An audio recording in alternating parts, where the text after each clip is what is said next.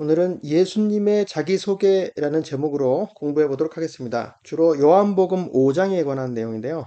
자, 요한복음 5장 1절부터 14절까지는 베데스다 연못에서 예수님께서 38년 된 병자를 고치시는 사건이 있습니다. 그 바로 직후의 일입니다. 그 사람은 예수님께서 고쳐주신 병자죠. 그 사람이 유대인들에게 가서 자기를 고친 이는 예수라 하니라. 그러므로 안식일에 이러한 일을 행하신다 하여 유대인들이 예수를 박해하게 된지라. 예수님께서 그런 큰 표적을 행하셨는데도 불구하고 유대인들의 반응은 그 일을 행하신 예수님이 과연 누구신가 이걸 물어본 것이 아니고 안식일에 왜 이러한 일을 행했냐, 안식일을 범했다. 그래서 예수님을 비판하게 된 거죠. 유대인들이 예수를 비판할 뿐 아니고 박해하게 된지라. 예수께서 그들에게 이르시되, 그래서 여기서부터 5장 17절부터 예수님께서 이제 그걸 가지고 이제 유대인들한테 하는 이야기죠. 그들에게 이르시되 내 아버지께서 이제까지 일하시니 나도 일한다 하시매, 여기서 내 아버지라고 하면 성부 하나님을 말하는 거죠. 자, 성부 하나님. 성부 하나님께서 이제까지 지금까지 일하시니 나도 일한다. 그래서 성부 하나님이 일하시는 방식을 성자 하나님, 아직 성자 하나님이라고 지금 예수님께서 주장을 하시려고 하는 건데, 아직은 이거에 대해서는 사람들이 잘 모르고 있죠. 자, 예수님은 이 성자 하나님의 하시는 일 그 방식을 똑같이 하신다. 이 얘기를 하고 있어요. 그래서 자기가 누군지 성부 하나님과 관련해서 그 성부 하나님을 아버지라고 부르는 자신은 누구인지 이것을 이제 설명을 하시는 거죠. 유대인들이 이로 말미암아 더욱 예수를 죽이고자 하니, 핍박하는 정도가 아니고 죽이려고 했습니다. 이는 안식일을 범할 뿐 아니라 하나님을 자기의 친아버지라 하여 자기를 하나님과 동등으로 삼으심이로라. 예수님께서 이 자기의 아버지께서 하시는 일을 자기도 한다라고 이런 식으로 주장하시는 것을 유대인들은 그것이 바로 자기를 하나님과 동등으로 삼는 것이다. 동일하다, 동등, 맞먹는 것이다. 이제 이렇게 유대인들이 그렇게 파악을 했고, 예수님도 그거에 대해서 부인하지 않으시고 결국 예수님께서 그걸 의도로 자기가 하나님과 동등이다라는 의도를 말씀하셨다는 것을 이제 이 뒤에서 계속 말씀하십니다. 아버지와 아들이라고 할 때, 이 아버지의, 여기서 말하는 이 아버지의 아들은 상속자로서의 아들을 말해요. 상속자로서. 그러니까 예를 들어서 아버지가 왕이면 아들도 그 아버지의 왕국을 물려받은 상속자로서의 왕. 아버지가 지존이면 아들도 지존. 아버지가 귀족이면 아들도 귀족. 이런 신분상 동일하고 아버지의 모든 것을 물려받고 아버지의 이름도 물려받고 아버지의 하시는 모든 일을 자기도 하는 이런 의미에서의 아들인 것이죠. 결국 동등하다는 것이죠. 그래서 유대인들은 이런 식은 심각한 신성 모독으로 보았습니다. 여기에 대해서 예수님께서 이제 요한복음 10장에서도 말씀하시는데 더 명확하게 예수님께서는 나와 아버지는 하나이니라 이렇게까지 말씀하십니다. 그러니까 성자 예수님과 성자 하나님 그리고 성부 하나님은 하나다 이렇게 유대인들이 다시 돌을 들어 치료하거늘 신성 모독이죠. 신성 모독. 예수께서 대답하시되 내가 아버지로 말미암아 여러 가지 선한 일로 너희에게 보였거늘 그 중에 어떤 일로 나를 돌로 치려 하느냐.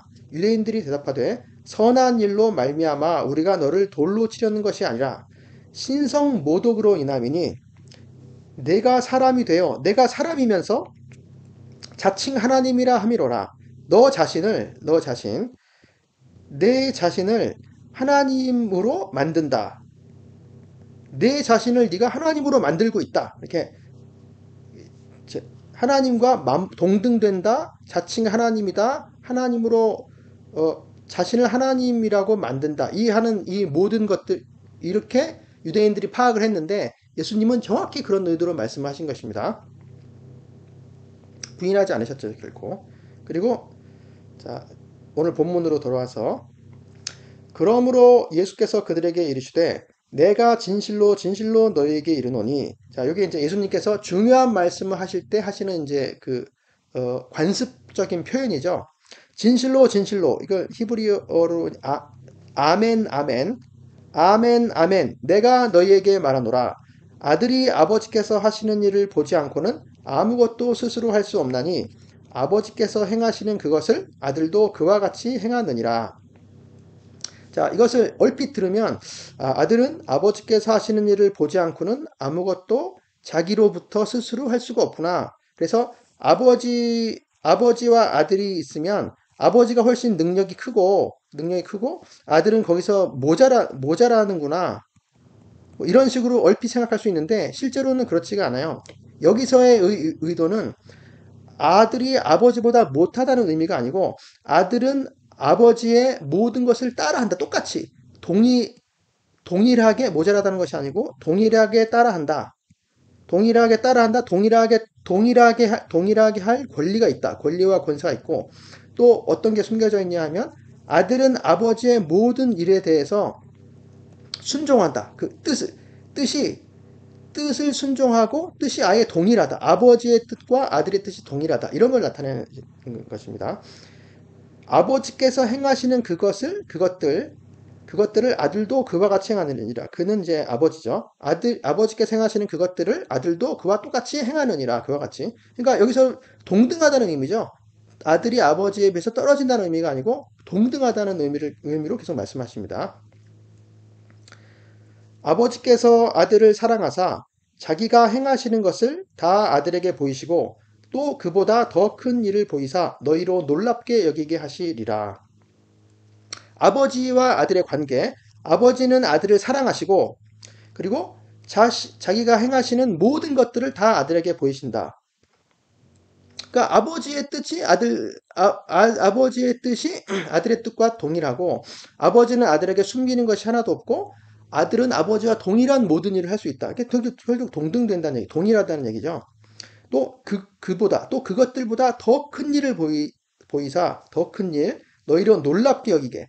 우리가 깜짝 놀랄 만한 더 큰 일은 무엇일까요? 결국 십자가를 말하는 십자가 대속을 말하는 것이죠. 십자가 대속. 그리고 그 이어진 부활. 물론 여기서는 성육신, 십자가 부활, 십자가의 대속, 그리고 부활. 이 모든 이 깜짝 놀랄 일들을 이제 그 아들이 아버지의 뜻과 동일하게 이제 행하시는 것입니다. 순종해서. 아버지께서 죽은 자들을 일으켜 살리심 같이 아들도 자기가 원하는 자들을 살리느니라.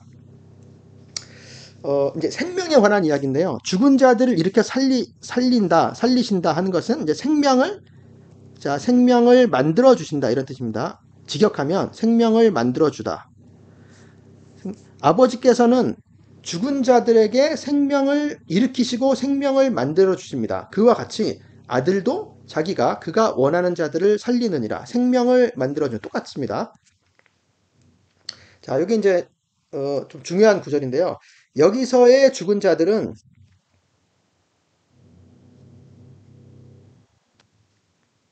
무엇을 말하는 것일까요?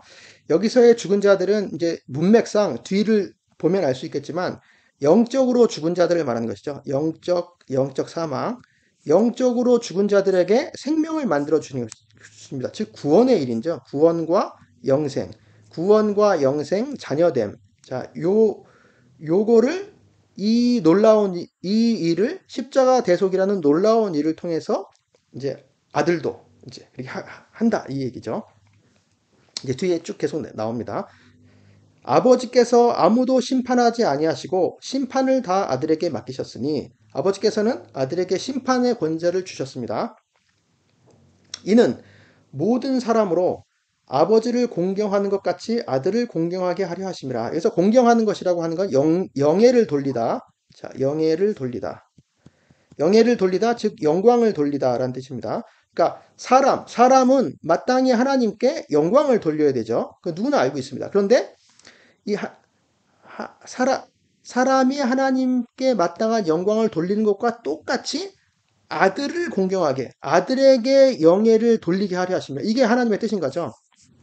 그러니까 하나님의 아들이 동일하기 때문에 사람이 하나님께 영광을 돌리는 것처럼 아들에게도 하나님이 받으셔야 마땅한 그 영예를 돌리는 것이 마땅한 일이라고 하나님께서 말씀하시는 거죠. 가르치시는 거죠. 아들을 공경하지 아니하는 자는 그를 보내신 아버지도 공경하지 아니하느니라. 그러니까 사람이 하나님께만 영광을 돌린다 하고 그 아들에게 영광을 돌리지 않는다고 하면 그 자체가 벌써 하나님께 영광 돌리지 않는 일이라고 하는 거죠. 그래서 결국 하나님 아버지와 그분의 아들, 성자 하나님이신 예수님은 동등하다. 영광을 받는 것에서도 동등하다라는 것을 알 수 있습니다.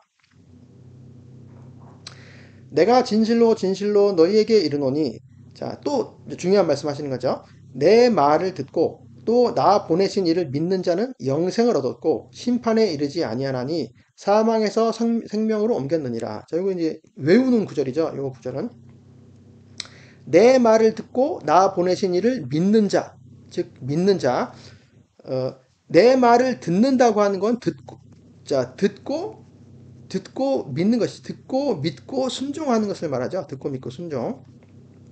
나 보내신 이를 믿는 자는 영생을 얻었다. 영생을 얻었다. 구원받았다는 것이죠. 하나님의 생명에 참여하는 것. 심판에 이르지 아니하나니 사망에서 생명으로 옮겼느니라. 진실로 진실로 너에게 이르노니 죽은 자들이 하나님의 아들의 음성을 들을 때가 오나니 곧 이때라. 듣는 자는 살아나리라. 자, 이것도 중요한 구절이죠. 죽은 자들이 하나님의 아들의 음성을 들을 때가 온다. 자, 들을 시간, 들을 시각, 듣는 시간이 온다. 요까지만 보면은 무슨 얘기인지 모르겠죠. 미래에 오나? 이제 지금 오고 있는 것인지, 오고 있다는 뜻인데, 이게 그래서 지금 얼마나 가까이 왔는지, 곧 오는지, 아니면 뭐 한참 후에 오는지, 그걸 잘 모르거든요. 근데 여기 보면, 곧 이때라, 이렇게 되어 있어요. 곧 이때라고 하는 건 지금을 말합니다. 지금, now. 지금이다. 예수님께서 지금 말씀하고 계신 지금 바로 이때. 듣는 자는 살아나리라. 듣는 자들은 살 것이다. 듣는 자들은 살아날 것이다. 자, 듣는 자. 바로 요 위에 있는 내 말을 듣고죠. 내 말을 듣고. 자, 듣는 자는 살아나리라. 자, 영생을 얻었고, 사망에서 생명을 얻었고, 심판에 이르지 아니하고 살아난다. 자, 이야기. 여기서의 죽은 자들은 뭘까요? 여기서의 죽은 자들은 바로 영적으로 죽은 자들이죠. 영적 사망. 영적으로 죽은 자들, 육체적으로 죽은 자들이 아니고 영적으로 죽은 자들을 말합니다. 육체적으로 죽은 자들은 그 이제 뒤에 나와요. 그래서 요 이야기 죽은 자들이 하나님의 음성을 들을 때라고 하는 것은 아까 여기서 아버지께서 죽은 자들을 일으켜 살리심 같이 아들도 자기가 원하는 자들을 살리느니라. 자, 요 구절에 연결이 된 것이죠. 그래서 지금 이때 예수님께서 지금 복음을 전하고 계시고 나를 믿어라. 나를 믿는 자는 영생을 얻는다. 지금 이 구원의 기회를 지금 베풀고 있는 이 시기 바로 지금이죠. 그게 지금 우리의 이 시기도 마찬가지입니다. 우리 지금 현재도 하나님께서 예수님을 믿고 구원 얻으라고 사람들에게 기회를 주고 있는 이때 구원의 때이죠. 듣는 자들은 살아날 것입니다. 아버지께서 자기 속에 생명이 있음 같이 아들에게도 생명을 주어 그 속에 있게 하셨고, 자, 생명. 이 생명은 하나님만이 생명이 있죠. 피조물한테는 자체적인 생명이 없고 하나님께서 부여하신 생명만 있을 뿐입니다. 자체적으로 하나님께서 생명을 거둬가시면 이제 죽는 거죠. 그래서 아버지께서 그분 안에 생명을 가지고 계신 것 같이 아들에게도 생명을 주셨다. 그래서 아들이 그 안에 가지고 있게 하셨다. 그래서 아버지가 가지고 있는 그 생명과 아들이 가지고 있는 생명이 동일하다는 얘기죠. 역시 이게 동일합니다. 그래서 그렇기 때문에 예수님께서는 자기가 원하는 사람에게 생명을 만들어 주실 수가 있는 거죠. 생명을 만들어 주심. 살리시는 거죠. 살리심. 영생을 주시는 이제 그럴 수 있는 거죠.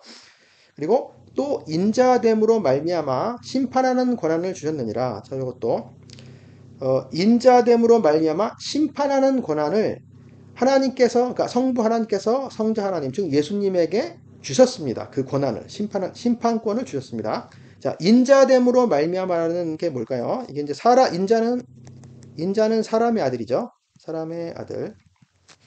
인자. 예수님은 하나님의 아들인 동시에 동시에 사람의 아들이기도 하신 분이죠.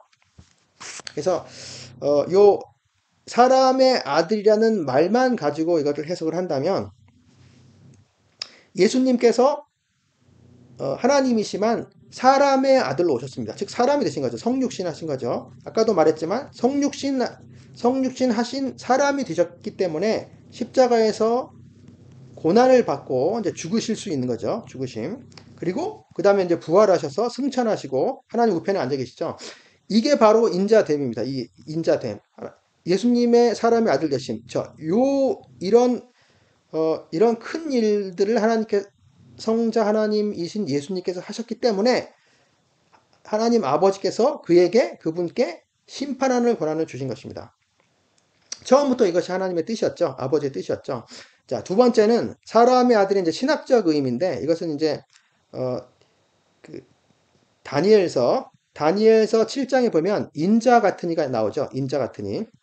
인자 같은 이가 구름을 타고 예적부터 계신 이에게 이르렀습니다. 하나님께 이르신 거죠. 그랬더니 하나님께서 그 인자 같은 이에게 나라와 권세와 영광을 줬어요. 나라와 권세와 영광을 주셨습니다. 자, 이 나라와 권세와 영광이 그 주기도문 맨 마지막에 있는 것이죠. 근데 다니엘서에는 순서만 좀 밖에 나와 있어요. 권세와 영광과 나라. 이 나라는 왕국을 말하는 것이죠. 왕국을 받으셨습니다. 즉, 왕권을 받으셨어요. 그러니까, 인자 같은 이가 하나님으로부터 왕권을 받으시고 왕이 됐습니다. 그 왕이 하는 일이 바로 심판권이에요. 지금은 우리가 심판한다 그러면 법원에서 3권 분립이 됐기 때문에 법관들이, 재판장이 심판을 하지만, 당연히 고대에는 왕이 심판을 하는 것입니다. 왕의 권한, 왕권, 심판하는 권한을 주셨습니다. 산자와 죽은 자를 심판하고 오실 것이죠. 예수님께서. 다음에 이를 놀랍게 여기지 말라. 무덤 속에 있는 자가 다 그의 음성을 들을 때가 오나니. 자, 무덤 속에 있는 모든 자들 그의 음성은 이제 예수님 그 아들의 음성이죠. 여기서 무덤 속에 있는 자가 다 그의 음성을 들을 때가 온다. 이제 두 번째 때인데 여기서의 무덤은 이제 육체적인 죽음을 말합니다. 무덤 속에 있는 자들은 육체로 죽은 자, 육체에 죽은 자들. 왜냐? 그 다음 구절을 보면 알 수 있어요. 선한 일을 행한 자는 생명의 부활로, 악한 일을 행한 자는 심판의 부활로 나오리라. 그래서 결국 모든 죽은 자들, 육체적으로 모든 죽은 자들, 무덤 속에 있는 자들에게 아들이 말하는 것이죠. 아들이 재림하셔서, 말하자면 예수님께서 재림하셔서 그의 그의 목소리를 들려주면 죽은 자들이 다 그의 목소리를 듣고 나옵니다. 부활합니다. 살아납니다. 부활하는데 똑같은 부활이 아니고 어떤 사람은 영생을 얻기 위한 생명의 부활, 그리고 어떤 사람들은 영벌을 받기 위한, 말하자면 지옥에 떨어지기 위한 심판의 부활로 나오는 것이죠. 요게 이제 아까 저기서 25절 요것과 이제 비교가 되는 거죠. 자, 죽은 자들이 하나님 아들의 음성을 들을 때가 온다. 근데 여기서도 무덤 속에 있는 자들이 다 그의 음성을 들을 때가 온다. 요 형식은 똑같은데 여기서는 25절에서는 이때라 지금이다 이렇게 해서 그게 바로 지금 하나님의 아들이 바로 예수님 자기 자신이죠. 지금 이야기하는 것을 들을 때 지금이다. 듣는 자는 살아나리라. 영적으로 죽은 자들이 살아나서 구원을 받는다. 이제 그런 뜻이고 영생을 얻는 뜻이고 두 번째 무덤 속에 있는 자가 다 그의 음성을 들을 때 똑같지만 여기서는 육체적으로 죽은 자들, 재림할 때를 말하는 것이죠. 그래서 그의 음성을 듣고 선한 일을 행한 자는 생명의 부활, 악한 일을 행한 자는 심판의 부활로 나온다. 이게 두 가지가 비교가 돼서 있는 것이죠. 이제 지금 예수님의 초림 때 일어난 일들, 예수님의 재림 때 일어난 일들. 자, 여기서 이제 생각해 봐야 될 게 선한 일을 행한 자는 생명의 부활, 악한 일을 행하는 자는 심판의 부활로 나온다고 하니까 요거를 보고 이게 자, 선한 일이라고 하는 거에 꽂혀가지고 이게 선행이잖아요. 선행을 해야 생명의 부활, 즉 영생을 얻을 수가 있구나, 구원을 받을 수가 있구나. 그리고 악행을 하면 심판의 부활로 나와서 이제 지옥에 떨어지게 되는구나, 구원을 얻을 수가 없구나.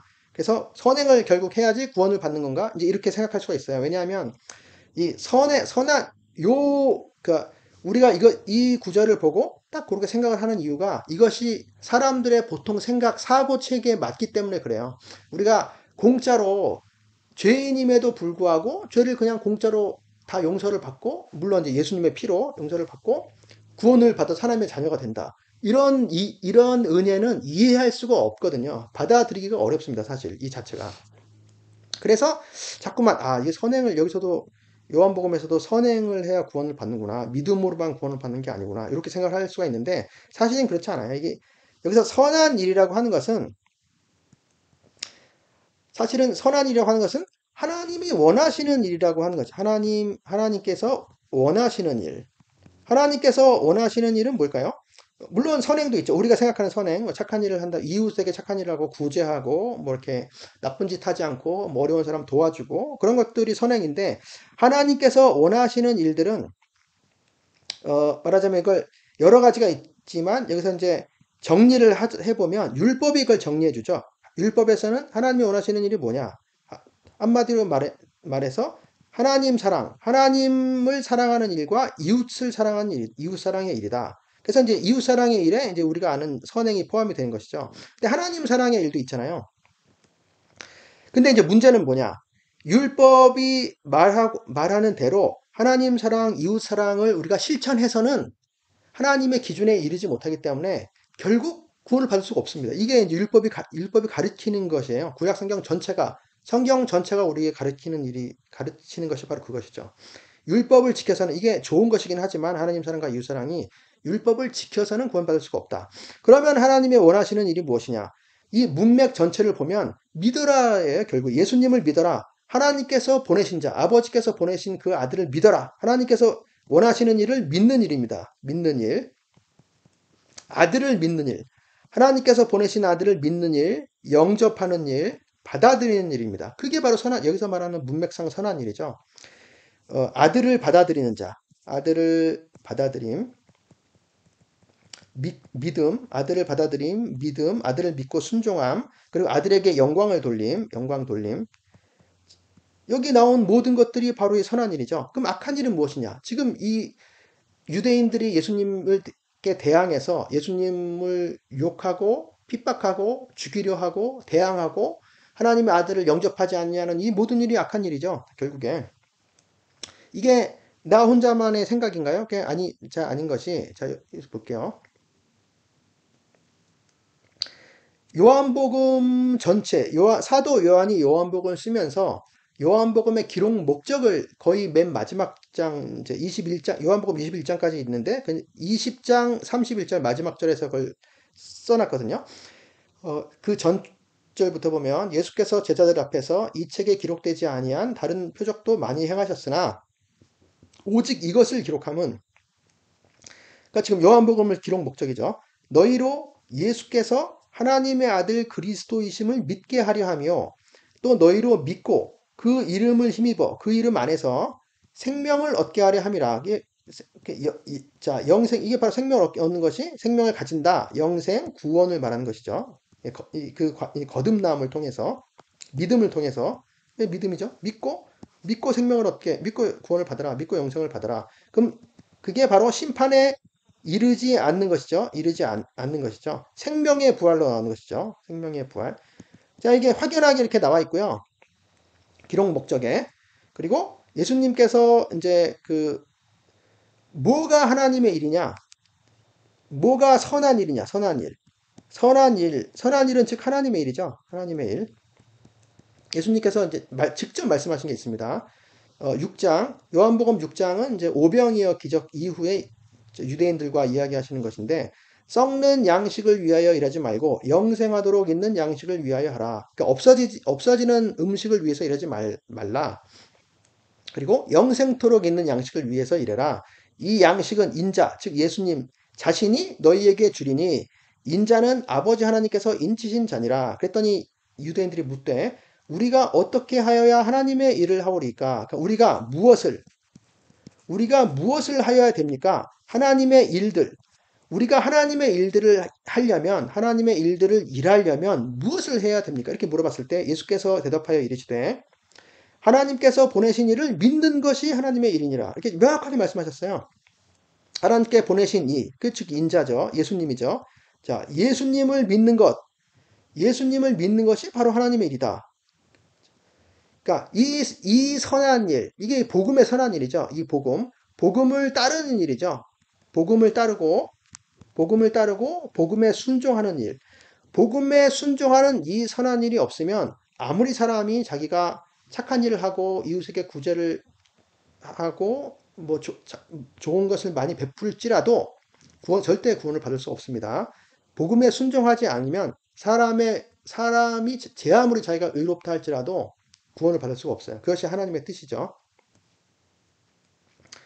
어, 그런데 오늘 이제 본문으로 다시 돌아와서 하지만 그 사람들은 이런 구절을 보고서 이제 그거를 싫어하죠. 이렇게 복음으로 내가 착한 일 하지 않고 공로 없이 복음을 복음을 순종해서 하나님의 아들을 믿는 것만으로 하나님의 아들의 그 공로만으로 내가 구원을 받았다 하는 것을 인정하기 싫어합니다. 왜냐하면 자기가 어느 정도 의롭다고 이제 이제 잠재적으로 이제 자기 내심 그렇게 생각을 하기 때문에 내가 저런 나쁜 놈들보다는 좀 질적으로 좀 다르다. 그래서 나는 착한 일도 좀 하고 뭐 이 정도 돼야 이게 예수님을 믿더라도 구원받을 수가 있는 거지. 저 나쁜 놈들 저 무슨 살인자 강간범 뭐 이렇게 못된 인간들이 따로 있는데 그런 사람들이 어떻게 개과천선해서 착한 일을 하지 않으면 예수님 믿었다고 구원받는다고 함부로 말할 수 있느냐? 이렇게 생각하는 게 이제 사람들의 생각입니다. 근데 이 복음을 받아들이는 사람은 왜 그렇게 받아들이냐면 자기가 죄인인 걸 인정하기 때문에 그렇거든요. 저 살인자, 저 강간범, 저 간음자가 나와 차이가 없다. 내가 바로 저 사람이다. 라고 생각하기 때문에 이 복음을 받아들이는 거죠. 감사함으로 받아들이고 감격함으로 받아들일 수가 있는 거죠. 그래서 이 복음은 의인을 위한 복음이 아니고 죄인을 위한 복음입니다. 그리고 다음 절 내가 아무것도 스스로 할 수 없노라. 듣는 대로 심판하노니 나는 나의 뜻대로 하려 하지 않고 나를 보내신 이의 뜻대로 하려 함으로 내 심판은 의로우니라. 자, 아까도 아버지께서 자, 26절에 아버지께서 27절 심판하는 권한을 그 아들에게 주셨는데 아들은 스스로 나 자신으로부터 내 고유한 뭘로부터 심판하는 것이 아니고 듣는 대로 그리고 나를 보내신 아버지의 뜻대로 뜻대로 심판한다. 그래서 내 심판은 의롭다. 왜 그러냐 하면 이 아들은 아버지의 뜻에 대해서 100% 순종하는 아들이기 때문입니다. 자, 아담은 순종에 실패했지만 아들은 순종에 성공한 아들이거든요. 순종의 성공. 100% 순종한 아들이기 때문에 아버지의 뜻에 단 하나도 거역하지 않습니다. 그 아들의 뜻이 곧 아버지의 뜻인 거죠. 동일합니다. 이런 의미에서에도 이 아들은 아버지와 동일. 예수님은 성자 하나님이신 예수님은 성부 하나님이신 하나님과 동일하신 분이다. 그래서 의로운 면에서도 동일하죠. 당연히. 그런 의미에서. 자, 이 심판.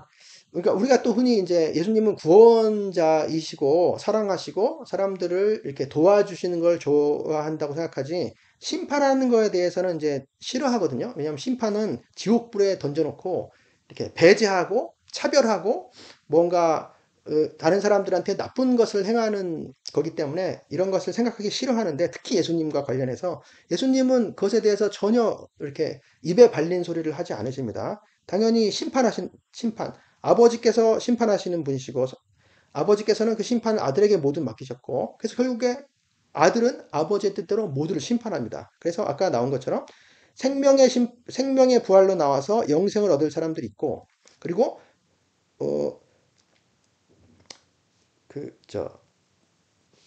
심판의 부활로 나와서 이제 결국 멸망받을 사람들이 있는 거죠. 이것을 나누는 것도 아들이 하시는 겁니다. 자기를 믿었느냐에 따라서, 자기를 믿고 순종했느냐에 따라서.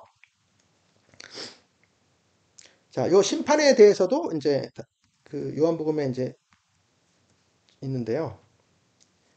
언급이. 자, 요한복음 1장 첫 부분에 그가 세상에 계셨으며 그는 이제 성자 하나님이신 예수님이죠. 예수님. 성자 하나님. 이때는 성자 하나님. 세상은 그로 말미암아 지은 바 되었을 때 세상이 그를 알지 못하였고 자기 땅에 오매 자기 백성이 영접하지 아니하였으나 자, 영접한다는 것은 이제 받아들이는 것이죠. 받아들임.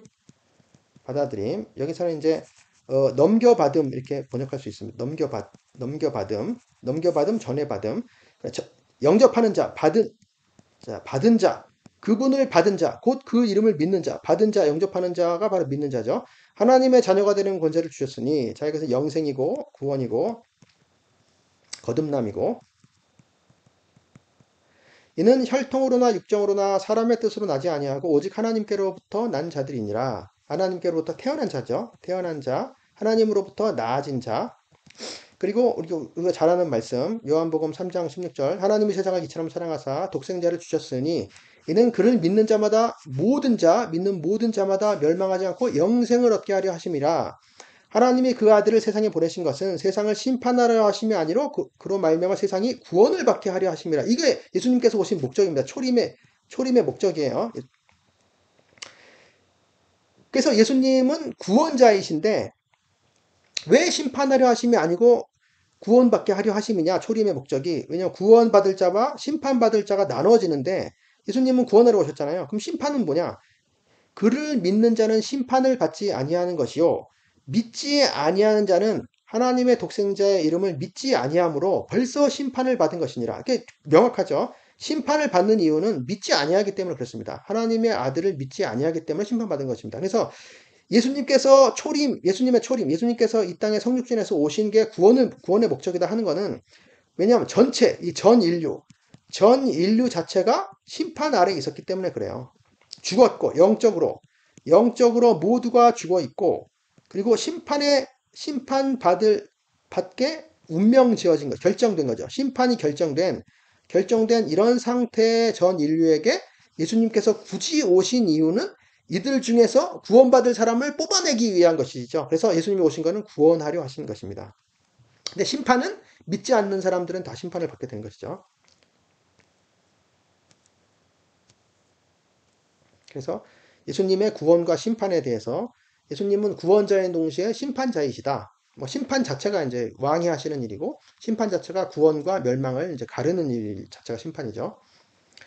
이제 증언에 대한 이야기가 나옵니다. 그 다음에 내가 만일 나를 위하여 증언하면 내 증언은 참되지 아니하되 나를 위하여 증언하시는 이가 따로 있으니 나를 위하여 증언하시는 그 증언이 참인 줄 아노라.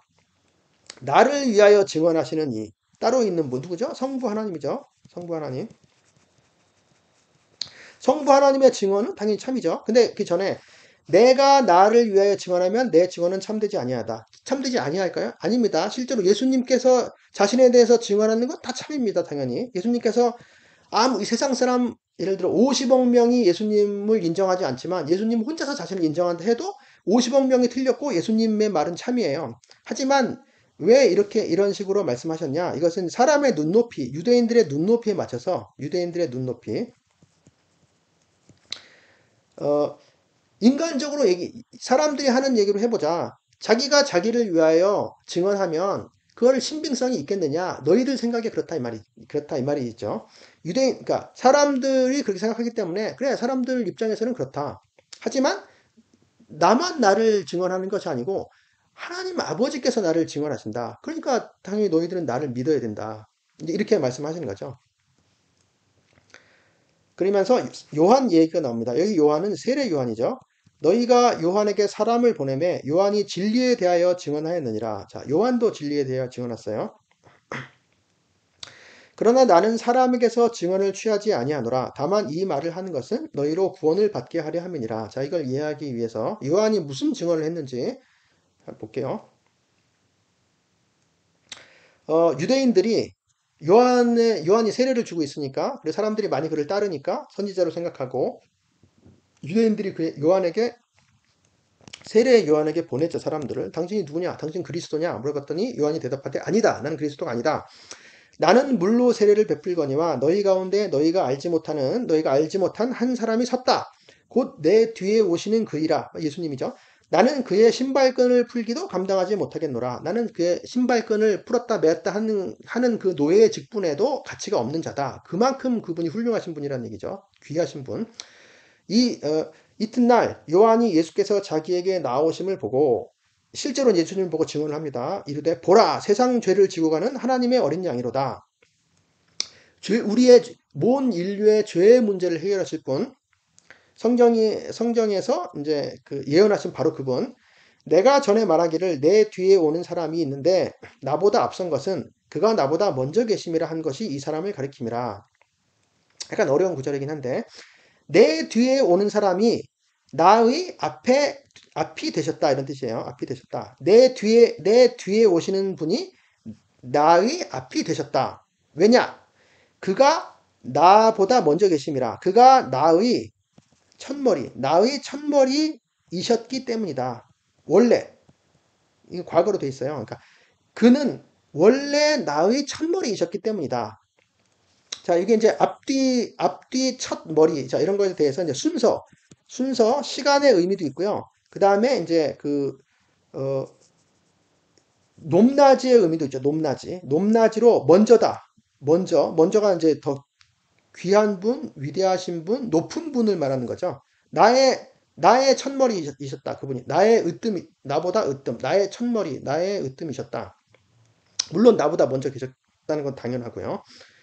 나도 그를 알지 못하였으나 내가 와서 물로 세례를 베푸는 것은 그를 이스라엘에 나타내려 함이라. 그러니까 세례 요한의 사역 목적 자체가 예수님을 증언하는 것이었던 거죠. 요한이 또 증언하여 이르되 내가 봄에 성령이 비둘기같이 하늘로부터 내려와서 그의 위에 머물렀더라. 예수님께서 세례 받으실 때 얘기죠. 세례 받으실 때 성령께서 예수님께 비둘기처럼 임하셨죠. 나도 그를 알지 못하였으나 나를 보내어 물로 세례를 주라 하신 그분은 누구죠? 하나님이죠. 성부 하나님이죠. 나에게 말씀하시되 성령이 내려와서 누구 위에든지 머무는 것을 보거든. 누구 위에든지 거하는 것을 보거든. 이제 이 거한다는 것이 이제 잠깐 머무는 게 아니라 그분 위에 와서 계속 거하시는 것이죠.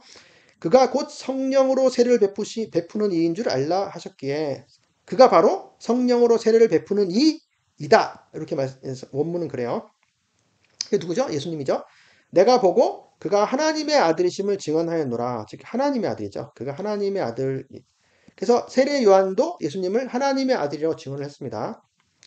바로 이 세례 요한의 증언, 요한이 진리에 대하여 잘 증언한 거죠. 진리에 대해서 정직하게 제대로. 그러나 나는 사람에게서 증언을 취하지 아니하노라. 그러니까 예수님께서는 자기 자신이 누구신지를 밝히기 위해서 사람의 증언이 필요하지 않으신 분입니다. 왜 그러냐면 이제 뒤에도 나오지만 하나님 아버지께서 자신에 대해서 증언하시고 또 자신이 행하시는 일들, 그 놀라운 일들이 바로 자기에 대해 증언하기 때문에 그런 거죠. 그러나 요한 얘기를 굳이 하는 이유는 다만 이 말을 하는 것은 너희로 구원을 받게 하려 함이라. 너희로 구원받게. 그러니까 요한의 증언을 듣고 너희가 돌이켜서 나를 믿어서 구원을 받아라. 그러니까 너희의 유익을 위해서 지금 이 이야기를 하는 것이다. 나를 증명하려고 이 얘기를 하는 것이 아니라 이런 의미죠. 요한은 켜서 비추이는 등불이라. 요한은 켜져서 비추는 등불이었다. 너희가 한때 그 빛에 즐거이 있기를 원하였거니와 내게는 요한의 증거보다 더 큰 증거가 있으니 아버지께서 내게 주사 이루게 하시는 역사, 곧 내가 하는 그 역사가 아버지께서 나를 보내신 것을 나를 위하여 증언하는 것이요. 자, 이 증언이 일의 증언이죠. 일. 여기서 역사는 일입니다. 하는 일. 행하는 일들의 증언인데, 아버지께서 내게 주사 이루게 내가 완결하도록 하시는 역사, 그 일들이 증언하는데, 이 일들은 뭘 말할까요? 이제 그리스도로서의 사역 일들을 말하는 것이죠. 일들. 그리스도께서 하시는 일들, 여러 가지 놀라운 일들, 뭐 죽은 자를 살리시고, 복음을 전하시고, 기적을 행하시고, 오병이어, 뭐, 귀신을 쫓아내시고, 여러 가지 기적들, 표적들, 이적들, 이런 것들도 물론 이 일들이지만 사실 여기서 가장 중요한 일은 십자가죠. 십자가의 죽음 이후의 부활. 이것이 이제 가장 큰 일이죠. 이것이 그리스도를 하나님의 아들이라는 것을 제대로 증거하는, 이제 100% 증언하는 그런 일들이죠. 물론 그 전에 이 표적들도 다 그 일들이긴 합니다. 또한 나를 보내신 아버지께서 친히 나를 위하여 증언하셨느니라. 그리고 너희는 이렇게 쭉 나오는데, 자, 아버지, 성부 하나님께신 이신 아버지께서 친히 나를 위해 증언하셨는데, 이 증언은 무엇일까요? 이제 여러 가지 생각할 수 있는데, 먼저 예수님께서 세례 받으실 때, 아까 이제 요한도 증언했지만 세례 받으실 때 성령님께서 임하시고 하늘에서 소리가 나서 이는 내 사랑하는 아들, 내 기뻐하는 자라, 이런 말씀도 하셨고, 변화산에서도 이제 하늘에서 소리가 났죠. 변화산에서도 성부 하나님께서 이는 내 기뻐하는 자, 내 사랑하는 아들이니 너희는 그의 말을 들으라, 이렇게 제자들한테. 자, 요런 것도 있고요. 그거 이제 이 첫 번째, 두 번째 의미는 구약 성경에서의 지원입니다. 구약 성경. 구약 성경 전체가 그리스도를 향하고 있어요. 가리키고 있어요. 가리킴. 예표하고 있기도 하고, 예언하고 있기도 하고, 직접 가리키거나 간접적으로 가리키거나, 구약 성경 전체가 그리스도를 가리키고 있죠. 그게 선지자들을 통해서, 모세를 통해서 아버지께서 구약 성경을 기록하게 하셔서 그리스도를 가리킨 것이기 때문에 그거 역시 아버지께서 나를 위하여 증언하신 것도 됩니다. 너희는 아무 때에도 그 음성을 듣지 못하였고 그 형상을 보지 못하였다. 그러니까 하나님, 성부 하나님의 목소리도 들은 적이 없고 그분의 모습도 보지 못하였다. 결국 알지 못했다. 하나님을 알지 못했다는 뜻인데 그 말씀이 너희 속에 거하지 아니하니 이는 그가 보내신 이를 믿지 아니함이라. 그러니까 왜 하나님을 모를까? 그리고 결국 그분의 말씀이 너희 안에 거하지 않기 때문인데 왜 하나님 구약 성경을 그 바리새인들이나 유대인들이나 다 성경을 연구하면서도 왜 그리스도 하나님을 알지 못할까? 그것은 이는 왜냐? 그가 보내신 이를 믿지 아니하기 때문이다.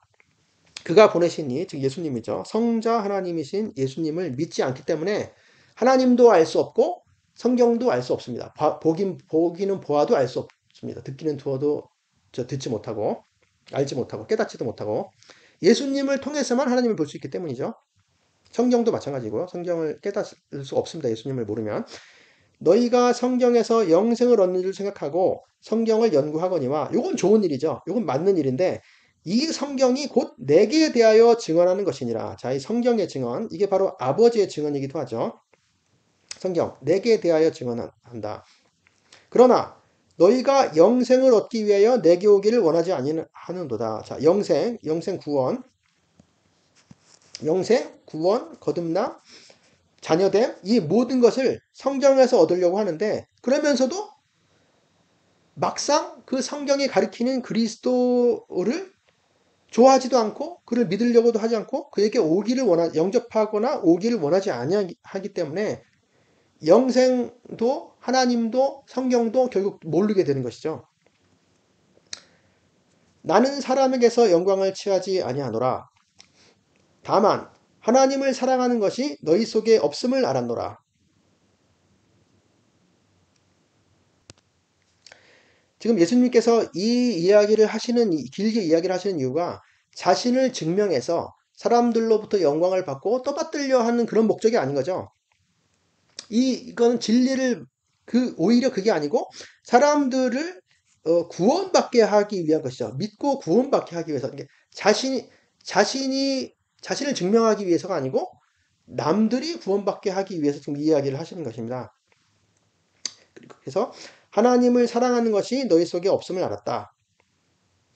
하나님을 사랑하는 것이 없으면 성경을 봐도 헛것이고 영생을 얻을 수도 없고 구원을 받을 수가 없는 것이죠. 멸망할 수밖에 없는 것이죠. 안타까운 마음으로 말씀하시는 겁니다. 나는 내 아버지의 이름으로 왔음에 너희가 영접하지 아니하나 만일 다른 사람이 자기 이름으로 오면 영접하리라. 아까 그 요한복음에서 자기 땅에 오매 자기 백성들에게 왔지만 영접하지 않았죠. 받아들이지 않았죠. 사람들이 영접하지 않았다. 이제 받지 않았다. 받아들이지 않았다. 만일 다른 사람이 자기 이름으로 왔으면 영접했을 것이다. 영접하리라. 왜 그럴까요? 그 사람, 다른 사람, 다른 사람들은 뭔가 보기에 좋았기 때문에 그렇겠죠.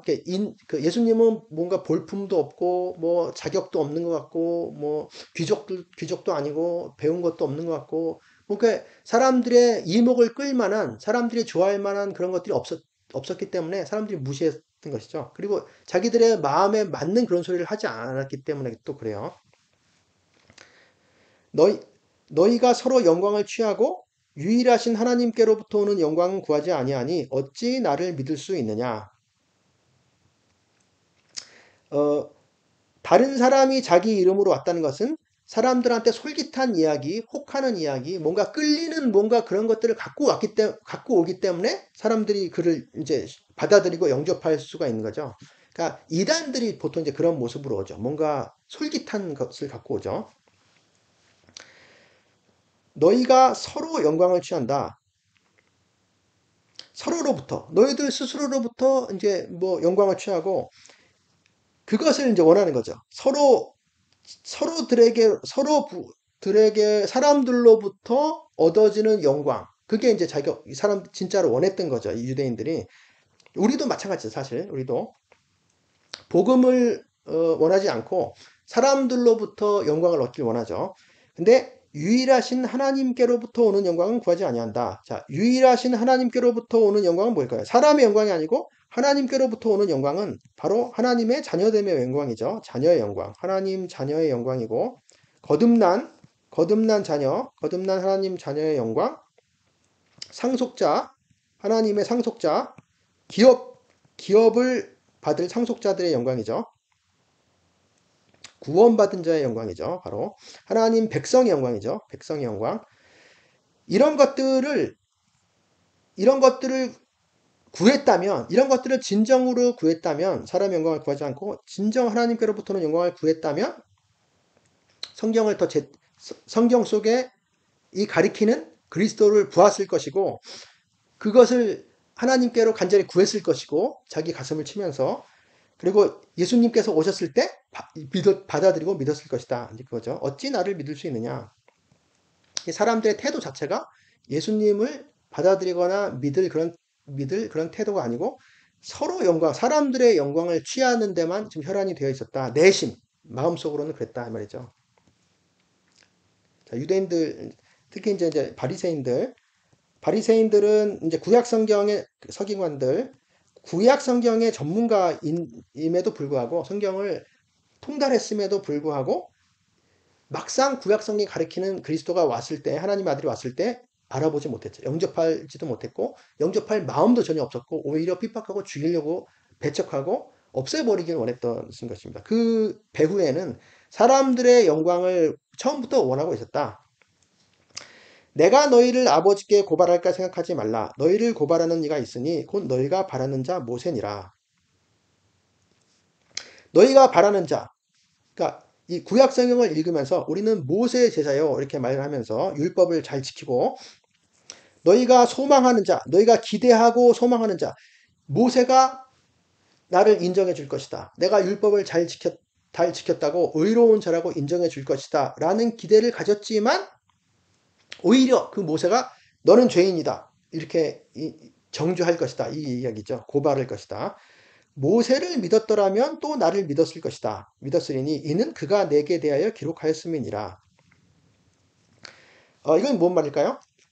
만약에 구약 성경을 읽으면서 정말 모세가 말하는 것을 정말 믿었더라면 예수님을 믿었을 것이라 이 말입니다. 왜 그러냐면 이는 그가 내게 대하여 이 예수님에 대하여 메시아에 대하여 기록하였기 때문에 이미 기록했던 거죠.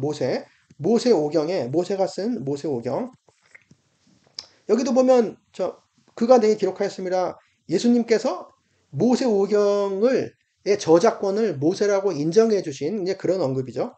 그러니까 여튼간에 모세가 모세오경에 예수님에 대해서 그리스도에 대해서 어떻게 기록했을까요? 이제 신명기에 보면 이제 구체적으로는 나와 같은 선지자를 하나님께서 보내실 것인데 너희는 그의 말을 들으라. 이제 나와 같은 선지자라는 말이 있고요. 나와 같은 선지자.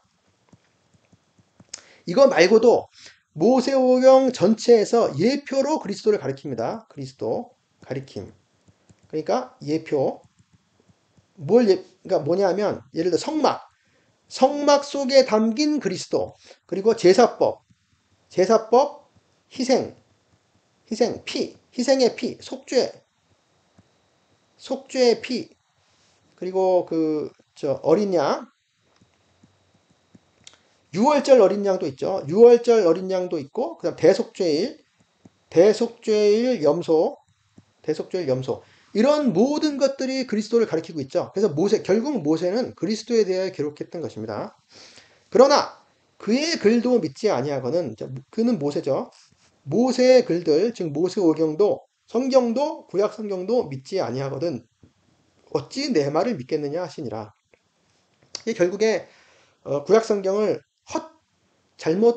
헛되이 보고 있었다. 구약 성경이 가리키는 그리스도를 보지 못하면 결국 헛되게 보는 것이죠. 왜냐하면 구약 성경이 가리키는 그리스도, 성경, 모세오경, 구약 성경 전체가 가리키는 신약 성경도 마찬가지죠. 그리스도를 보지 못하면 그리스도 안에 있는 구원을 받을 수가 없고, 구원과 영생, 하나님의 자녀가 되는 것, 이런 것들을 얻을 수가 없고, 이게 결국 그리스도가 하나님의 뜻이죠. 하나님의 뜻을 100% 시행하러 오신 그 성자 하나님이신 그리스도, 하나님의 아들이신 그리스도, 이걸 발견하지 못하면 헛거죠. 성경을 공부하는 것 자체가 헛겁니다. 읽는 것 자체가.